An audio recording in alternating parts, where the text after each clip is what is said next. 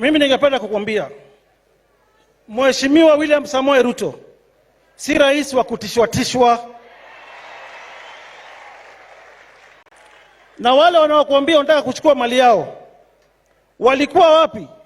Mawidows wa Kariobangi, mawidows wa Ruai, mawidows wa Korogocho walibomolewa manyumba.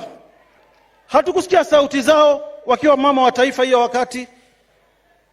Gatundu South kuna university imejengwa kwa mashamba ya wajane na mawido. Watu walifufulishwa makaburi, mpaka leo hawajalipwa.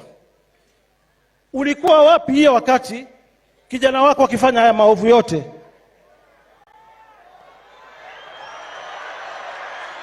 Mbona hatukusikia sauti yako hiyo wakati?